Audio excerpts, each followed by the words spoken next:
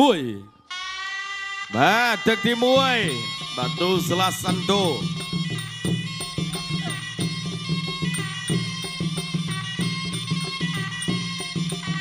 បាទទាត់មួយរបស់វិជ័យឆក់របស់វិជ័យបាទតោះវិជ័យបាទយកឈ្នះទៅលើគូប្រកួតបាទអ្នកញ៉ាំលៀងមេងដែលជាសហស្ថាបនិកនិងជាប្រធានក្រុមអគ្គនាយកក្រុមហ៊ុនខ្មែរ Beverages លោកឧបត្ថម្ភ1 លានរៀលបាទមកឈ្នះការប្រកួតធាក់របស់វិជ័យទាត់មកជើងពីបាទសាន់តូសបាទវិជ័យដើរចូលទៀត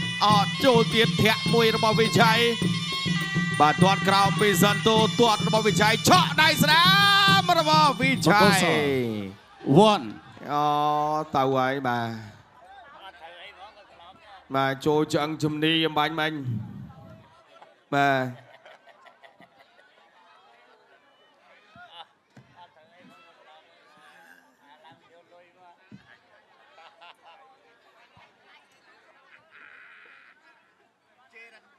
បាទបាទចាំមើលរូបភាពយឺតអំបញ្ញមិញ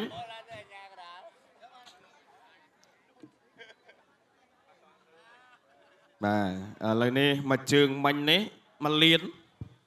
ខ្ញុំថាឃើញវងវិឆ័យបែកទៀតហើយលើអត់ បាទផ្លឹបបាទឆ្អឹងចំណីចូលមកជើងនេះឆក់បានមួយដៃទៀត1 លានរៀលផ្លឹបបាទមួយដៃទៀតនេះបាទ1 លានរៀលបាទពីអ្នកញ៉ាំលៀងមេងបាទដែលជាសហស្ថាបនិកនិងជាប្រធានក្រុមអគ្គនាយកក្រុមហ៊ុនខ្មែរ Beverages បាទ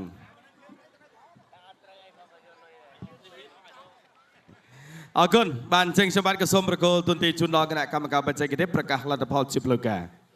បាទគុណបាទសូមអបអរសាទរជូនដល់កីឡាករព្រះរាជាណាចក្រកម្ពុជាបង្គោលក្រហម បាទអបអរ